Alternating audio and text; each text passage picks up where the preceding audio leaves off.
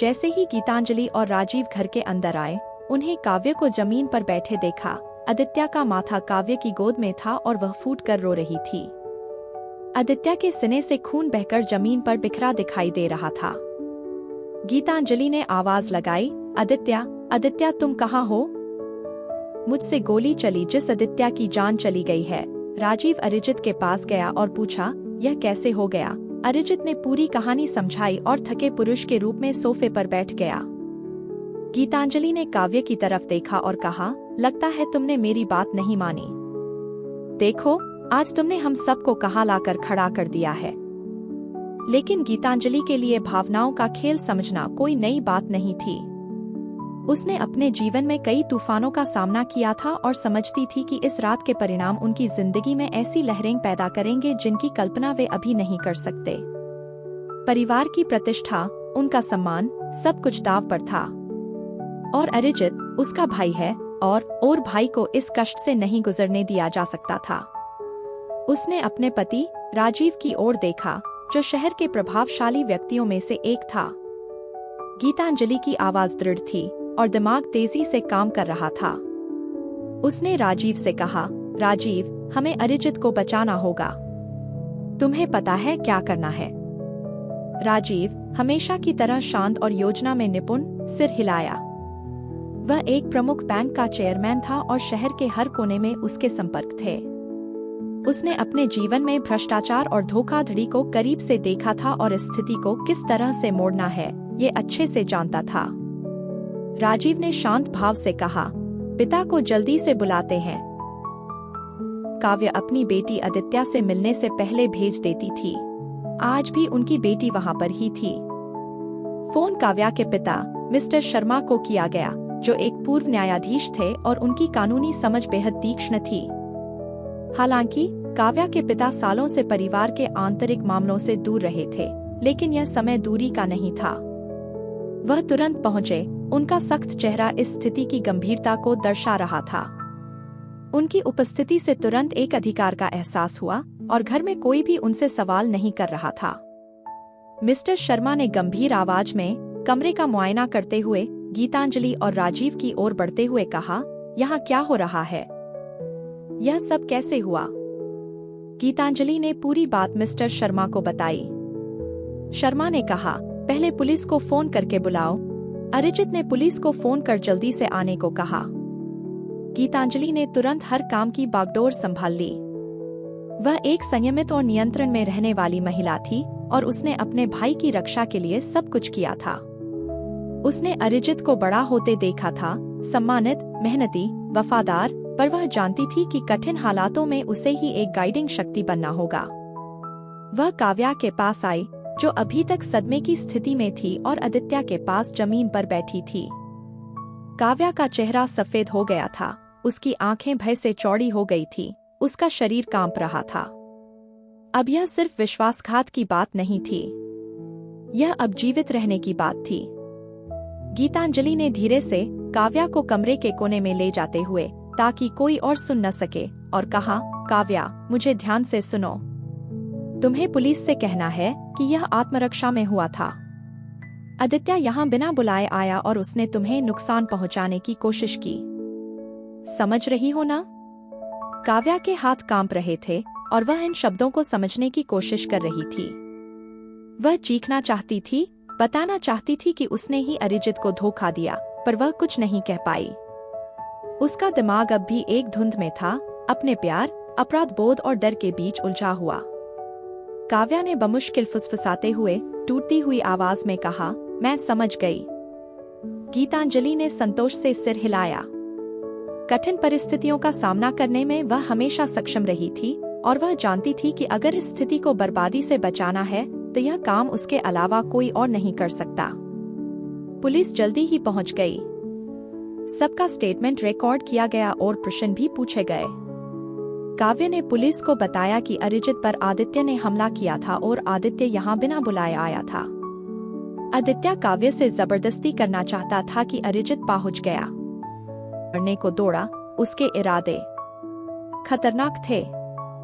अरिजित ने आत्मरक्षा में यह कदम उठाया। मिस्टर शर्मा की आंखें तेज थीं, उन्होंने स्थिति को गहराई से परखा और अपनी बेटी की ओर देखा। वह समझ गए थे कि कहीं न कहीं उनकी बेटी की गलती जरूर है, नहीं तो अरिजित जैसा समझदार इंसान ऐसा नहीं करता। काव्या अपने पिता की नजरों का बोझ महसूस करते हुए अपने किए हुए कृत्य की गंभीरता को और अधिक गहराई से महसूस करने लगी। अब यह सही या गलत का सवाल नहीं था, यह अब जीवित रहने की बात थी। काव्या ने धीरे से पराजित होते हुए कहा, मुझे समझ नहीं आ रहा पिताजी, यह सब यहाँ तक कैसे पहुँच गया। गीतांजलि ने बात संभालते हुए अपने आवाज में तीखेपन के साथ कहा, काव्या ये सब बात करने का कोई मतलब नहीं, अच्छा होगा जैसे समझाया है तुम वही करो। मिस्टर शर्मा ने धीरे धीरे सिर हिलाया और फिर राजीव की ओर देखा, जो पहले ही अपने संपर्कों के साथ व्यवस्थाएं करने में लगा हुआ था। काव्य के पिता ने कहा, राजीव हम सुनिश्चित करेंगे कि यह बात बाहर न जाए। हम इस स्थिति पर नियंत्रण रखेंगे। सच अब यहाँ मायने नहीं रखता, सिर्फ वही मायने रखता है जो साबित किया जा सकता है। राजीव की आवाज स्थिर थी, आंखों में एक ठंडक थी और उसने काव्य के पिता से कहा, मैं सब संभाल लूंगा, मुझ पर भरोसा रखो। अगले कुछ घंटे फोन कॉल्स, बदलते बयानों और रणनीतिक योजनाओं के धुंध में बीते। राजीव का प्रभाव पूरी तरह से काम में लगा था और पुलिस, जो शुरू में संदिग्ध थी, जल्द ही घटनाओं के इस केयरफुली क्राफ्टेड वर्जन के आगे झुक गई। काव्या की कहानी को बेहद सावधानी से तैयार किया गया था। आदित्य बिना बुलाए आया था और उसने काव्या की इज्जत से खेलना चाहा। अरिजित ने आत्मरक्षा में गोली चलाई। यह एक दुखद, दुर्भाग्यपूर्ण घटना थी। पुलिस आदित्य की बॉडी उठाकर ले गई और मोर्चरी में भेज दिया। सुबह तक मीडिया में एक अलग ही कहानी गूंज रही थी। पुलिस ने जल्दी ही घोषित कर दिया कि अरिजित के खिलाफ कोई आरोप नहीं होगा, यह आत्मरक्षा का मामला था। दुनिया सच्चाई कभी नहीं जान पाएगी, लेकिन गीतांजलि जानती थी कि यह सिर्फ शुरुआत थी। अरिजित फिलहाल तो सुरक्षित था, लेकिन इस रात के परिणाम उनके नियंत्रण से कहीं दूर तक फैलेंगे। गीतांजलि मीडिया कवरेज को देखते हुए कहा, हमने अरिजित को बचा लिया, पर हमने सब कुछ खो दिया है। और अरिजित एकांत में बैठा उस खाली जगह को घूरता रहा जहां कभी आदित्य खड़ा था। खुद को इस अंधकार से निकलने की कोई राह समझ नहीं आई। उसने एक दोस्त से कहीं अधिक की कीमत चुका दी थी। उसने अपनी आत्मा का एक हिस्सा खो दिया था। जैसे जैसे दिन बीते, काव्या ने खुद को और अधिक खोते देखा। वह लोगों के सामने एक नकली चेहरा लेकर आती, लेकिन अंदर ही अंदर अपराध बोध और यह एहसास कि वह इस घाव को कभी नहीं भर पाएगी, उसे खाए जा रहा था। आदित्य के लिए उसका प्यार अब एक भूत की तरह उसके हर ख्याल में छाया हुआ था। लेकिन सबसे अधिक दर्द उसे इस बात का था कि उसने अरिजित को हमेशा के लिए खो दिया था। वह आदमी जिसने उसे सब कुछ दिया, अपना प्यार, अपना विश्वास, अपना परिवार, अब उसके लिए अजनबी बन गया था। वह जानती थी कि कोई भी उनके बीच टूटे बंधन को कभी वापस नहीं जोड़ सकता। अनन्या की दुनिया, जो कभी बच्चों की बेपरवाह हंसी से भरी थी, अब उधड़ने लगी थी। वह सिर्फ 5 साल की थी, फिर भी वह हवा में हलचल को महसूस कर सकती थी। चुपचाप बातचीत, उसके माता पिता के बीच आदान प्रदान की चिंतित नजरें और घर में आए अजीब से खामोशी। स्कूल में वह पूरी तरह से उन शब्दों का बोझ नहीं समझ पाई जो उसके पिता के बारे में फुसफुसाए जा रहे थे, लेकिन उसे यह महसूस हो रहा था कि दूसरे बच्चे उसे अजीब तरीके से देख रहे थे। उसकी शिक्षिका मिस पटेल, जो कभी गर्मजोशी से उसे संभालती थी, अब दूर हो गई। रिसेस के दौरान कुछ अन्य बच्चों ने सवाल पूछना शुरू किया। कक्षा साथी कविता ने कहा, क्या यह सच है कि तुम्हारे पापा ने किसी को जान से मार डाला है? कक्षा साथी पायल ने कहा, मैंने सुना है कि तुम्हारे पापा को जेल में डाल दिया जाएगा। यह शब्द तेज थे और हालांकि अनन्या पूरी तरह से उन्हें नहीं समझ पा रही थी, वे चुभे। वह उस शाम घर दौड़ते हुए आई, उसकी आंखों में आंसू थे, आश्वासन की तलाश में, उस मासूमियत के लौटने की जो कभी उसकी दुनिया में थी। छोटी सी उंगलियां से अपनी ड्रेस की किनारी को पकड़कर अनन्या ने दरवाजे को खोला। काव्या सोफे पर बैठी थी, एक पुरानी किताब से ध्यान हटा रही थी, लेकिन जैसे ही उसने अनन्या का आंसू से भीगा चेहरा देखा, उसका दिल टूट गया। अनन्या दरवाजे पर खड़ी थी, उसका शरीर भ्रम से कांप रहा था। अनन्या ने धीरे, अनिश्चित स्वर में कहा, मम्मा, लोग क्यों कह रहे हैं कि पापा ने कुछ बुरा किया है? काव्या का गला बंद हो गया, जैसे उसने अपनी बेटी को देखा। वह जो प्यार महसूस कर रही थी, वह बेशुमार था, लेकिन उस पल में वह महसूस कर रही थी कि उसके निर्णयों ने कितनी सांसों को कुचल दिया था। उसने अपने परिवार, अपनी जिंदगी और अपनी शादी को खुद ही तोड़ दिया था, और अब उसकी बच्ची इस सब में फंसी हुई थी। काव्या सोफे से उठी और धीरे धीरे अनन्या की ओर बढ़ी, अपनी बेटी से आंखों में आंखें मिलाकर उसे गले लगा लिया, जैसे वह उसे इस टूटे हुए संसार से बचाना चाहती हो। काव्या ने धीरे से पछतावे भरी आवाज में कहा, कभी कभी लोग नहीं समझ पाते कि असल में क्या हुआ। कभी कभी वे ऐसे शब्द कहते हैं जो सच नहीं होते, या उन्हें पूरी कहानी का पता नहीं होता। अनन्या अपनी माँ की ओर देख रही थी, उसकी मासूम आंखों में भ्रम था। वह यह नहीं समझ पा रही थी कि क्या विश्वास करें, किस पर विश्वास करें, और क्यों उसके पापा अब पहले जैसा घर नहीं आ रहे थे। उसका छोटा दिल वयस्कों की भावनाओं की जटिलताओं, झूठ, धोखा और उन विकल्पों के नतीजों को नहीं समझ सकता था। अनन्या ने कहा, मुम्मा, मुझे पापा की याद आती है। काव्या का दिल उसके शब्दों से चकनाचूर हो गया। अनन्या का मासूम सा सवाल काव्य को दुख दे रहा था। काव्य का संसार झूठ से भरा हुआ था और उसके सहन की सीमा से बाहर था। काव्य ने अपनी बेटी को से गले लगा लिया और उसके माथे पर एक चुंबन दी और कहा, अनन्या, मुझे भी तुम्हारे पापा की याद आती है। सुनो गुड़िया, सब ठीक हो जाएगा, मैं वादा करती हूँ। लेकिन जैसे ही उसने यह दिलासा देने वाली बातें कही, काव्या को एक अपराध बोध महसूस हुआ। उसने अनन्या से बहुत कुछ वादा किया था, स्थिरता, खुशी और एक ऐसा परिवार जो हमेशा उसके लिए रहेगा। लेकिन उसने वह सब जलाकर खाक कर डाला था। एक ऐसा प्यार पाने के लिए उसने जो किया था जिसे समाज कभी मंजूर नहीं करने वाला था। एक पत्नी होते हुए एक परपुरुष से शारीरिक संबंध को बढ़ाना उसकी सबसे बड़ी भूल थी। उसने खुद अपने हाथों से अपने विवाहित जीवन को बर्बाद कर दिया था। उस रात जब काव्या ने अनन्या को बिस्तर पर सुलाया, वह अकेली बैठी थी, दीवार पर लटकी परिवार की तस्वीर को देखती हुई। अपनी शादी के दिन की एक युवा तस्वीर, जिसमें वह और अरिजीत मुस्कुराते हुए खड़े थे, गर्व से, हंसी और प्यार से घिरे हुए। अब वह तस्वीर उस खोए हुए प्यार का दर्दनाक यादगार बन गई थी।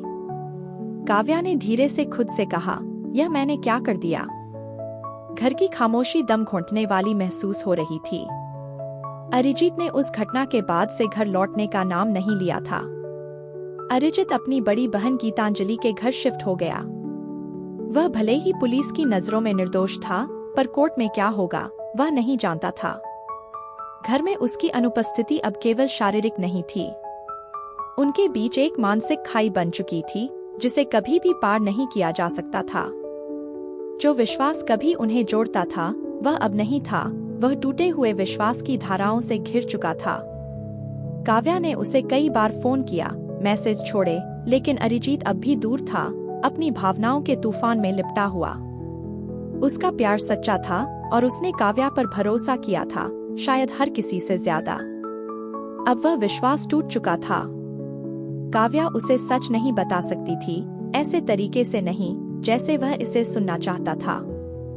बहुत सारी परतों में धोखा था, बहुत सारी झूठी बातें एक दूसरे के ऊपर बनी हुई थी। वह क्या कह सकती थी कि उसने अफेयर किया क्योंकि वह उपेक्षित महसूस कर रही थी?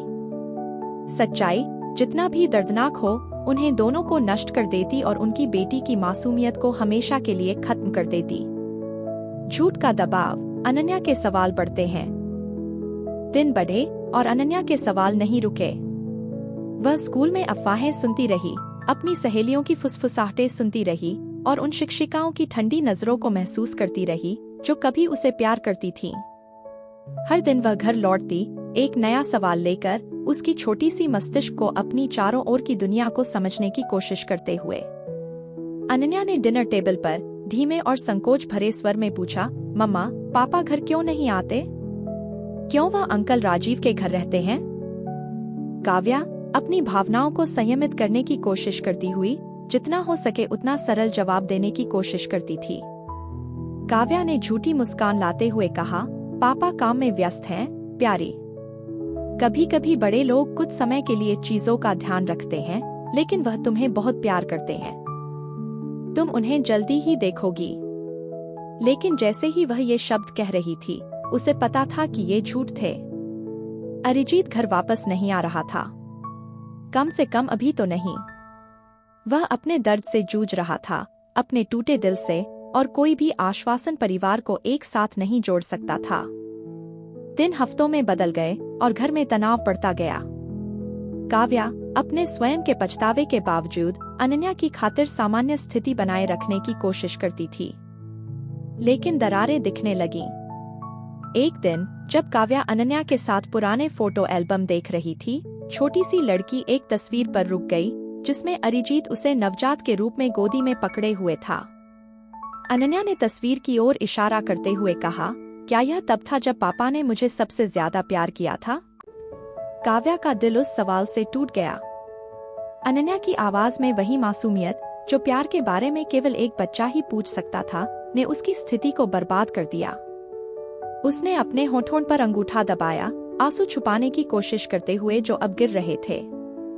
काव्या ने धीरे से कहा, हाँ गुड़िया, पापा ने तुम्हें दिल से प्यार किया है और करते रहेंगे। लेकिन जैसे ही काव्या ने ये शब्द कहे, उनके स्थिति का सच काव्य के ऊपर सा भारी लागने लगा। उसके कृत्यों, उसके निर्णयों ने उस जीवन की नींव को तोड़ दिया था जिसे वह कभी प्रिय समझती थी। और अब अनन्या को अपनी गलतियों की कीमत चुकानी थी। काव्या ने अपनी बेटी को देखा, उसकी आंखों में वही आशावादी मासूमियत देखी और जानती थी कि उसे अपनी बच्ची की रक्षा करनी होगी, कम से कम जैसे जैसे वह कर सकती थी। लेकिन दिल में यह डर था कि जिस मासूमियत की दुनिया अनन्या ने जानी थी, वह अब फिसल रही थी। जल्द ही वह छोटी लड़की कड़वी सच्चाई का सामना करेगी, टूटे परिवार के परिणाम और विश्वासघात की दिल तोड़ने वाली सच्चाई। और काव्या जानती थी कि वह इसे रोकने के लिए कुछ भी नहीं कर सकती थी। अध्याय 7, अदालती संघर्ष और मीडिया का उन्माद। अदालत में माहौल गंभीर और तनावपूर्ण था। हफ्तों से यह मामला जनता की नजरों में था और मीडिया ने ऐसी कहानियां फैलाई थी जिन्होंने लोगों को अपनी राय बनाने पर मजबूर कर दिया था। अरिजीत रॉय, एक सम्मानित नौसेना अधिकारी, अब जनता की नजरों में एक हीरो बन गए थे। ऐसा आदमी जिसने अपने परिवार की सुरक्षा के लिए एक हिंसक हमलावर का सामना किया था। परंतु इस चमकदमक के पीछे की सच्चाई गहराई में छुपी थी, जैसे एक ऐसा घाव जो शायद ही कभी सामने आ सके। अदालत के बाहर मीडिया का उन्माद थमने का नाम नहीं ले रहा था। कैमरे हर कदम पर चमक रहे थे, हर महत्वपूर्ण शख्स की तस्वीरें कैद कर रहे थे। गीतांजलि, राजीव और काव्या सभी ऐसे चल रहे थे मानो उन्हें पता हो कि वे एक ऐसी कहानी का हिस्सा हैं जो कभी सच में सामने नहीं आएगी। यह मुकदमा अब सिर्फ कानूनी मामला नहीं रह गया था, यह एक प्रदर्शन बन गया था शक्ति, पारिवारिक संबंधों और निर्दयी संघर्ष का। काव्या गवाही के कटघरे में बैठी, चेहरा पीला और आंखें खोखली थीं। उसने जज से कहा, आदित्य मेरे साथ जोर जबरदस्ती कर रहा था। उसी समय अरिजीत सही समय पर वहां पहुंच गए। उसकी आवाज कांप रही थी, जैसे हर शब्द उसके दिल का बोझ था। कोर्टरूम में सन्नाटा छा गया। काव्या को बारीकी से सिखाया गया था। उसने हर विवरण, हर शब्द याद कर लिया था ताकि अरिजीत की आत्मरक्षा की दलील मजबूत बनी रहे। परंतु हर बार जब वह बोलती, एक हिस्सा उसका मर जाता, जैसे कि वह फिर से अपने आप को धोखा दे रही हो और हर झूठ उसे और भी गहरे तक चोट पहुंचा रहा हो। वकील ने पूछा, क्या आप बिल्कुल पक्का कह सकती हैं कि श्री आदित्य मेहरा आपके घर पर गलत मंशा से आए थे? आपने उन्हें आमंत्रित नहीं किया था? क्या वह पहले भी आपके सामाजिक आयोजनों में मेहमान नहीं रहे हैं? काव्या थोड़ी देर के लिए चुप हो गई, अपने दिल के बोझ को महसूस करते हुए। उसने अपनी आवाज को स्थिर रखने की कोशिश की, पर यह आसान नहीं था। काव्या ने उत्तर दिया, नहीं, वह बिना बुलाए आए थे। मुझे नहीं पता था कि वह ऐसा करेंगे। मैंने उन्हें दूर करने की कोशिश की, लेकिन वह नहीं रुके। उसकी उंगलियां कटघरे के किनारे को पकड़ रही थीं और वह अपनी भावनाओं को काबू में रखने की जद्दोजहद कर रही थी। उसे इस झूठ को बनाए रखना था। उसे अरिजीत को बचाना था, चाहे इसके लिए उसे अपनी आत्मा को ही क्यों न कुर्बान करना पड़े। कोर्टरूम के दूसरे छोर पर अरिजीत स्थिर और चुपचाप बैठे थे। उनका चेहरा, जो हमेशा शांत और संयमित रहता था, इस समय भावनाओं का रहस्य बना हुआ था। अरिजीत ने काव्या की गवाही सुनी, जिसने उन्हें सबसे गहरे रूप में धोखा दिया था। अरिजीत को समझ नहीं आ रहा था कि उसे क्या अधिक तकलीफ दे रहा है, आदित्य की मौत या यह कि उनकी पत्नी ने किस तरह उसे धोखा दिया था। उसकी नजरों में वह दृश्य बार बार आ रहा था जब वह आदित्य को चूम रही थी और बाद में आदित्य के मरने पर उसका सिर गोद में रखकर फूट फूट कर रो रही थी। जज शांत भाव से सुन रही थी, समझ में सिर हिलाते हुए, पर उनकी भावनाओं को पढ़ना कठिन था। वे पेशेवर थीं, भावनाओं को दरकिनार कर तथ्यों पर ध्यान केंद्रित करने के लिए प्रशिक्षित थीं। लेकिन यहाँ की तनावपूर्ण स्थिति को अनदेखा करना उनके लिए भी मुश्किल था। कई दिनों की गवाही के बाद बचाव पक्ष ने अपना मामला बंद कर दिया। अब यह जज के हाथों में था और हर कोई अंतिम फैसले के इंतजार में नर्वस था। गीतांजलि ने राजीव से आवाज शांत पूछा, तुम्हें लगता है कि जज काव्य की बातों पर यकीन करेंगे? क्या हम सच में इससे निकल पाएंगे? राजीव ने उसे देखा, चेहरा बिना किसी भाव के। गीतांजलि अरिजीत के पीछे बैठी उन पर नजर रख रही थी। वह हमेशा से उनकी रक्षक रही थी, उनकी मार्गदर्शक, परंतु अब जैसे जैसे मामला खुलता जा रहा था, उसे यह महसूस हो रहा था कि शायद उसका प्रभाव और नियंत्रण इस बार सब कुछ बचा नहीं पाएगा। काव्या का हर शब्द जैसे अरिजीत और उसके बीच की दूरी को बढ़ा रहा था, और भले ही वह सही रास्ता जानती थी, वह अपने आप को इस पूरे प्रकरण का एक हिस्सेदार महसूस कर रही थी। गीतांजलि के पति राजीव शांति से बैठे थे। वह इस खेल को समझते थे और जानते थे कि उनके परिवार की प्रतिष्ठा इस परिणाम पर निर्भर करती है। उन्होंने इससे भी बुरे हालातों का सामना किया था, लेकिन यह मामला अलग था। यह सिर्फ कानूनी मसला नहीं था, यह परिवार का, भरोसे का और एक टूटते हुए रिश्ते का मामला था। विचार विमर्श के दौरान काव्या खुद को अरिजीत का सामना करने में असमर्थ महसूस कर रही थी। उसने वही किया था जो उसे करने को कहा गया था, फिर भी हर गुजरते पल के साथ उसका अपराध बोध बढ़ता जा रहा था। वह कोर्टरूम के कोने में बैठी थी, सिर अपने हाथों में थामे, अपने द्वारा किए गए विश्वासघात के बोझ से दबती हुई। अनन्या, उनकी छोटी बेटी, को इस मुकदमे से दूर रखा गया था, लेकिन उसे भी एक दिन सच का सामना करना पड़ेगा, और काव्या इस सच का उसके मन पर पड़ने वाले असर से डरती थी। वह उसे कैसे बताएगी कि उसके पिता ने एक आदमी की जान ली थी और उसकी मां चरित्रहीन थी और अरिजीत को बचाने के लिए उसने कोर्ट में झूठ कहा था। वह कैसे बताएगी कि उनके परिवार की दुनिया एक रात में टूट गई थी। काव्या अपने आप से बड़बड़ाते हुए, मैंने सब कुछ बर्बाद कर दिया, मैं उसे क्या बताऊं? अदालत का दरवाजा खुला और जज की आवाज कक्ष में गूंज उठी। कमरे में पूर्ण सन्नाटा छा गया। कक्ष में खामोशी थी। अरिजीत शांत बैठा था, हाथ उसकी गोदी में मजबूती से बंधे हुए थे। उसे यह नहीं पता था कि क्या उम्मीद रखे। उसका दिल भारी था और उसका दिमाग पिछले हफ्तों के भावनात्मक बोझ से सुन्न हो चुका था। जज ने कहा, वकीलों की दलीलों और गवाहों की बातों से यह माना जा सकता है कि आरोपित श्री अरिजीत रॉय ने अपनी पत्नी की इज्जत बचाने और खुद को बचाने के लिए गोली चलाई, जिसके के कारण आदित्य की मौत हुई। कोर्ट अरिजीत को हत्या में दोषी नहीं पाती। यह घटना आत्मरक्षा के रूप में मानी गई है और कोर्ट अरिजीत को सम्मान के साथ छोड़ती है। कक्ष में राहत की एक सांस का शोर था। अरिजीत का चेहरा शांति से बना रहा, जैसे ही न्यायाधीश ने औपचारिक रूप से मामले को खारिज किया। लेकिन यह जीत खाली महसूस हो रही थी। उसने सच में क्या जीता था? उसका विवाह, उसका परिवार, वह विश्वास जो उसने कभी जिन लोगों से किया था, अब क्या बचा था? काव्या स्थिर बैठी थी, उसका दिल पछतावे से भारी था, यह जानकर कि जो रास्ता उसने अपनाया था वही उन्हें इस मुकाम तक ले आया। अरिजीत मुक्त था, लेकिन उनका रिश्ता, उनका परिवार अब ठीक नहीं हो सकता था। जैसे ही उसने अरिजीत को देखा, उसने उसकी आंखों में वही खालीपन देखा, वही खालीपन जो वह खुद अपने भीतर महसूस कर रही थी। काव्या ने धीरे अरिजीत से कहा, मुझे माफ करना अरिजीत, मुझे माफ करना, मैं तुम्हारी दोषी हूँ। लेकिन शब्द कभी नहीं सुने गए। सब कुछ जो खो चुका था उसके बोझ में वे खो गए थे। गीतांजलि और राजीव ने एक संक्षिप्त नजर एक दूसरे पर डाली। उन्होंने जीत हासिल की थी।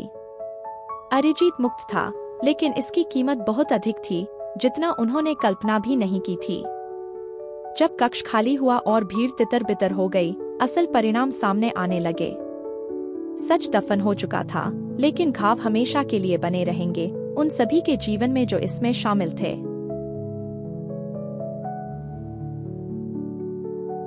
दोस्तों, वीडियो अच्छी लगी हो तो लाइक करो, सब्सक्राइब करो और बेल नोटिफिकेशन का बटन दबा